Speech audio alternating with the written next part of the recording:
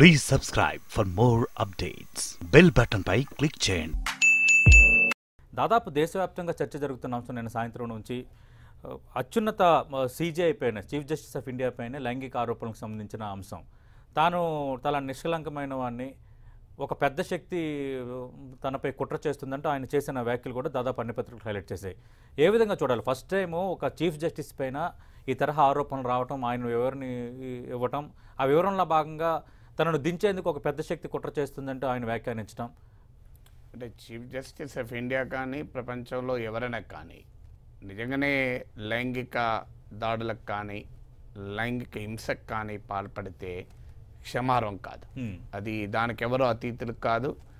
ఎవరు ఏ వ్యవస్థలో ఉన్నారన్నది కన్నా human dignity is more important than anything. అందువల్ల ఒకవేళ ఆరోపణ నిజమైతే ఖచ్చితంగా ఆయనను శిక్షించాల్సిందే.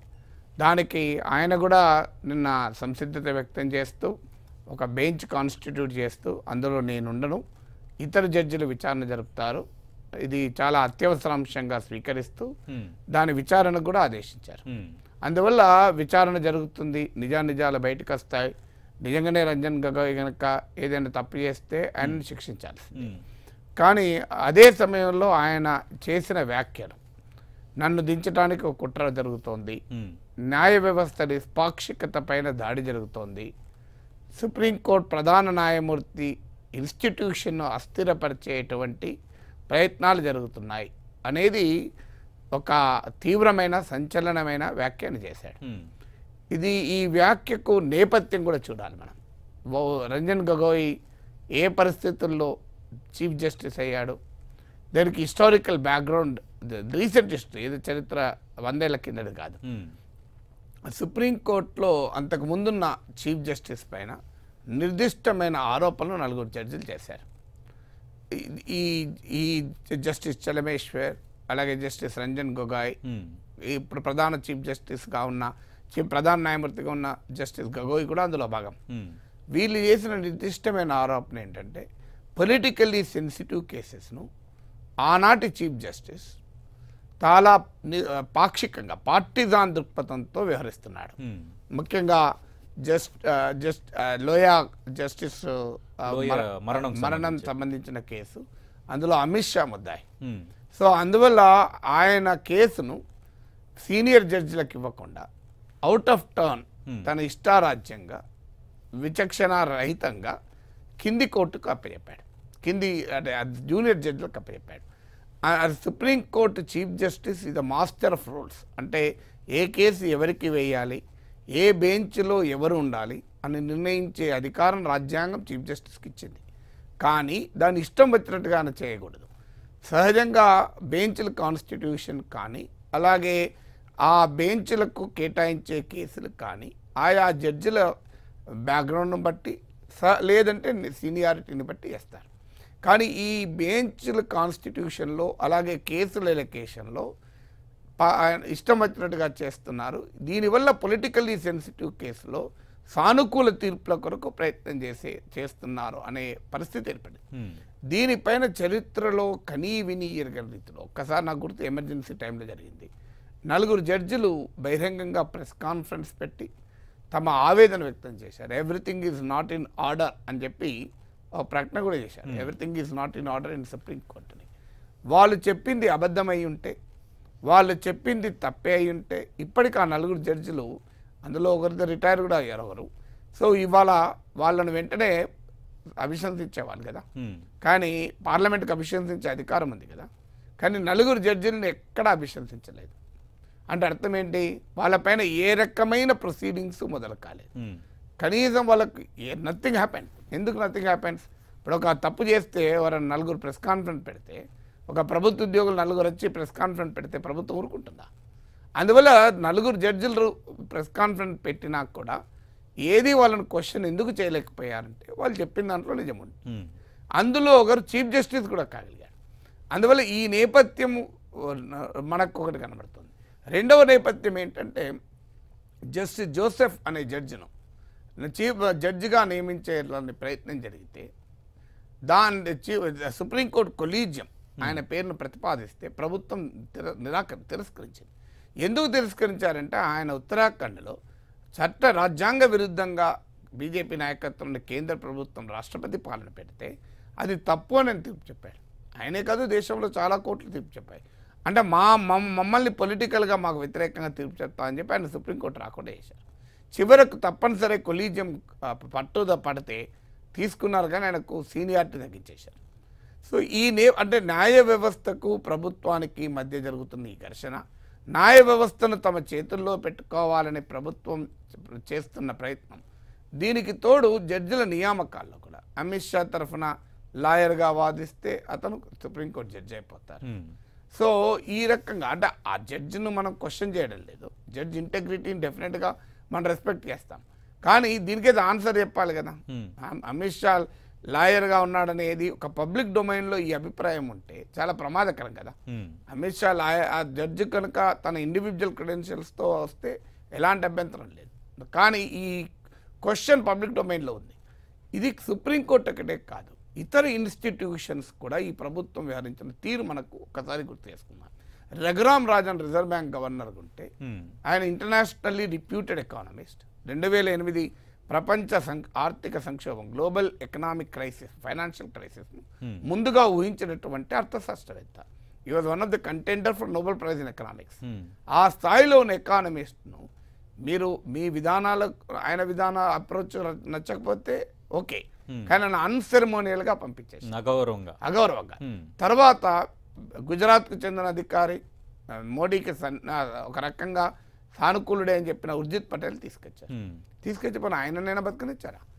ఆయన ఉండగా రిజర్వ్ బ్యాంకు ఇండిపెండెంట్ డైరెక్టర్స్గా ఒక ఆర్ఎస్ఎస్ సిద్ధాంతకర్త అయినటువంటి చార్టెడ్ అకౌంటెంట్ నియమించారు, ఇద్దరు నియమించారు.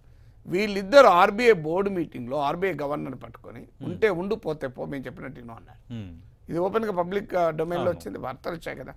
అందువల్ల ఒక ఆర్బీఐ గవర్నర్ను ఆర్బీఐ బోర్డులో ఇద్దరు ఇండిపెండెంట్ డైరెక్టర్లు ఏ ధైర్యం చూసుకొని మాట్లాడతారు అలా?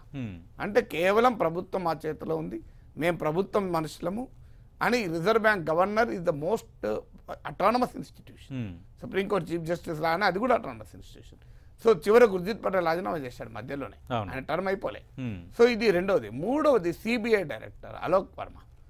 ఈయన రాకేష్ అస్థానా అనే ఒక వివాదాస్పద అధికారి పైన అసలు ఆయనను స్పెషల్ డైరెక్టర్ తేవడమే వివాదం. ఎందుకంటే ఆయన గుజరాత్ ఐపీఎస్ క్యాడర్ అధికారిగా ఆయన పైన చాలా ఆరోపణలు ఉన్నాయి. ఒక సిబిఐకి ఆరోపణలు ఉన్న అధికారులు నియమించారు. ఎప్పుడు కూడా 3 జనరేషన్స్ను చెక్ చేస్తారు. మన మాజీ జేడీ లక్ష్మీనారాయణ గారు ఇంటర్వ్యూలో చెప్పారు, సిబిఐ ఆఫీసర్గా నియమించాలంటే ఒక్కరి బ్యాక్గ్రౌండే కాదు, వాళ్ళ తండ్రి తాతల బ్యాక్గ్రౌండ్ కూడా చెక్ చేస్తారు, ఏంటి చరిత్ర ఏమైనా ఉందా అని. అలాంటిది రాకేష్ అస్థానా పైన 5-6 ఆరోపణలు ఉంటే ఆయన తీసుకొచ్చి స్పెషల్ డైరెక్టర్గా కూర్చుండబెట్టి ఆయన పైన కొన్ని ఆరోపణలు వస్తే కేసు విచారణ జరిగితే ఇమీడియట్గా ఏం చేశారు అలోక్ వర్మను, ఆయన రాత్రికి రాత్రి మిడ్నైట్ కూలో తొలగించడమే కాదు ఆయన పైన రివర్స్ కేసులు పెట్టారు. సుప్రీంకోర్టు కూడా తప్పని చెప్పింది. తప్పని చెప్తే మళ్ళీ నియామక బృందం ప్రైమ్ మినిస్టర్ నాయకత్వం ఉన్న సెలక్షన్ కమిటీ కూర్చొని ఆయన్ను 20 రోజులు ఉన్నది, ఆయన రిటైర్మెంట్ ఉండగా 20 రోజుల్లో ఇంకొంపలే ముందుగా కదా ఆయన తొలగించేశారు. అందువల్ల ఇన్స్టిట్యూషన్స్ను మ్యాన్ చేసే వ్యక్తులపైన ఏ రకమైన దాడి జరుగుతుందన్న దానికి నేను ఉదాహరణ మీకు 1, 2, 3. సో ఇది కేవలం చీఫ్ జస్టిస్ ఒక్కరి విషయమే అయితే నిజంగానే లైంగిక హింసకు పాల్పడితే రంజన్ గగోయ్ కాదు తాతైనా ఎవరైనా సమానలే, అందులో డిస్ప్యూట్ ఏమీ లేదు.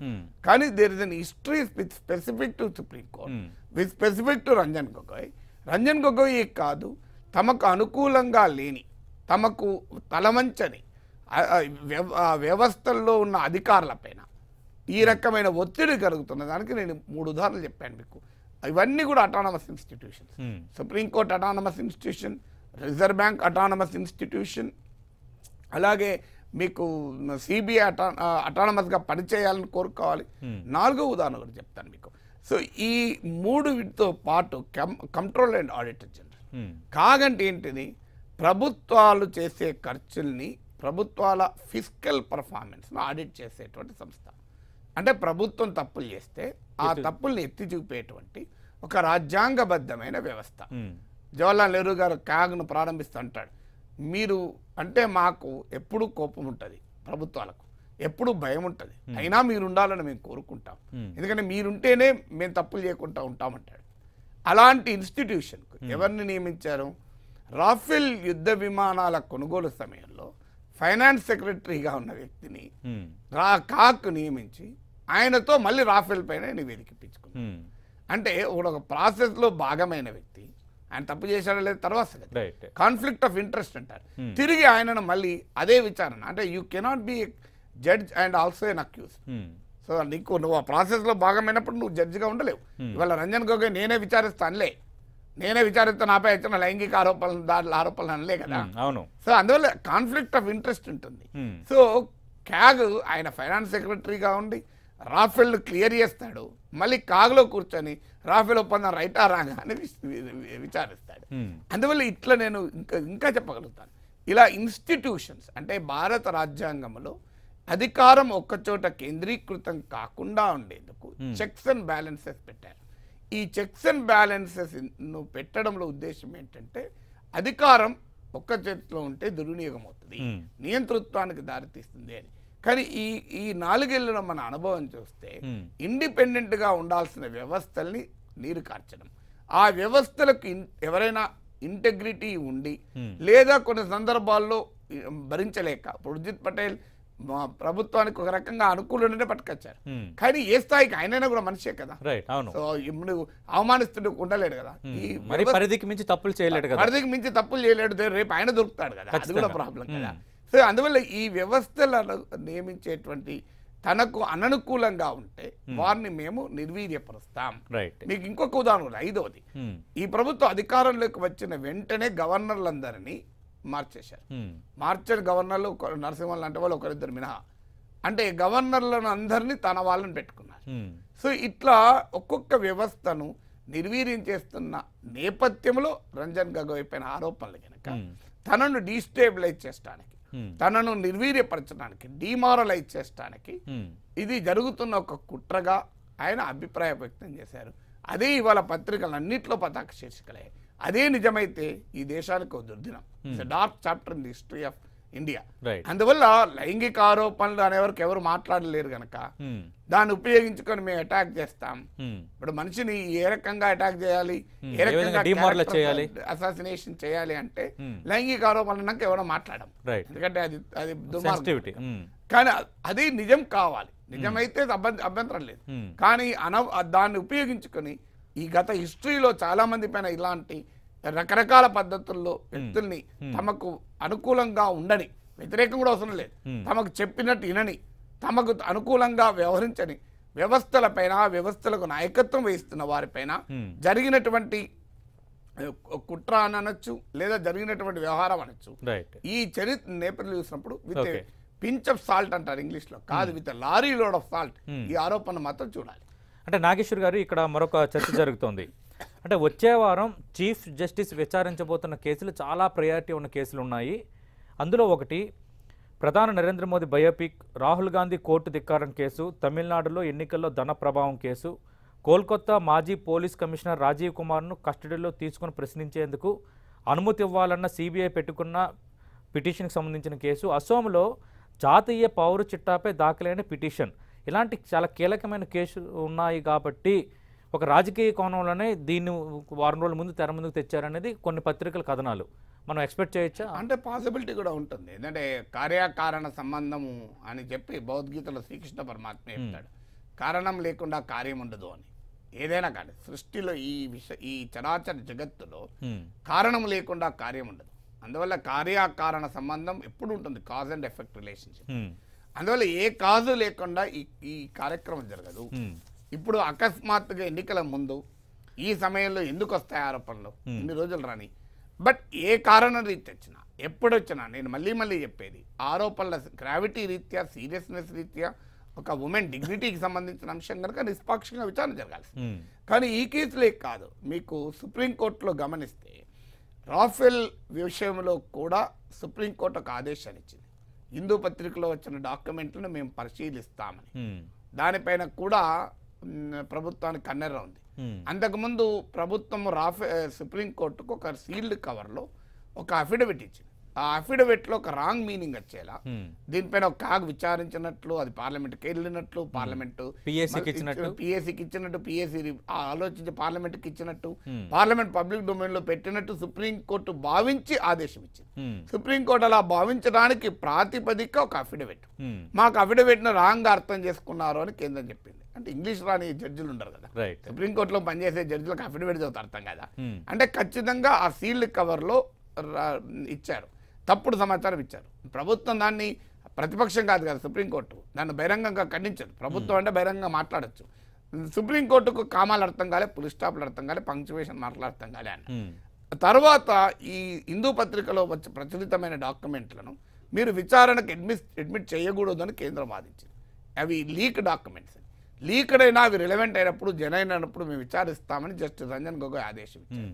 ఆ తర్వాత ఎన్నికల కమిషన్ పైన కూడా కోడ్ ఉల్లంఘన జరుగుతుంటే మీరు ఏం చేస్తున్నారు, చీఫ్ ఎలక్షన్ కమిషనర్ను కోర్టుకు పిలిపించాలా అని చెప్పి ఆదేశించారు. సహజంగా కోడ్ ఉల్లంఘన జరుగుతుంటే, అది అధికార పార్టీకి అనుకూలంగా కోడ్ ఉల్లంఘన జరుగుతుంటే ఎన్నికల కమిషన్ చూస్తూ ఊరుకుంటుంటే సుప్రీంకోర్టు రంగంలో దిగాల్సి వచ్చింది. ఇది కూడా ప్రభుత్వానికి ఎంబరాస్మెంట్ కావచ్చు. అందువల్ల ప్రభుత్వానికి ఎంబరాస్మెంట్ అయ్యేటువంటి జడ్జిమెంట్లు వస్తున్న సందర్భంలో, అలాగే రామ్ మందిర్ కేసు కూడా ఈ ఎన్నికల ముందే తేల్చాలి అని బహిరంగంగానే బీజేపీ నాయకులు చెప్పారు. ఎందుకు తేల్చాలి అంటే, ఎన్నికల ముందు తేలిస్తే దేశంలో ఇక ఉద్యోగాలు ఇవన్నీ పక్కపోతారు, రాఫేళ్లు, ఇక రామనిగిరి కట్టాలా వద్దా అనే అంశమే ముందుకు వస్తుంది. ఆ అంశము ఎన్నికల్లో తమకు ఉపయోగపడుతుంది కనుక సుప్రీంకోర్టును వెంటనే తేల్చాలి అని ప్రభుత్వం ఒత్తిడి తెచ్చింది. కోర్టులో కోరింది కూడా. సుప్రీంకోర్టు ఇది మాకు అర్జెంట్ కాదు, మాకు అర్జెంట్ విషయాలు చాలా ఉన్నాయని చెప్పి, అందువల్ల అది కూడా భరించలేని కోపం ఉండొచ్చు.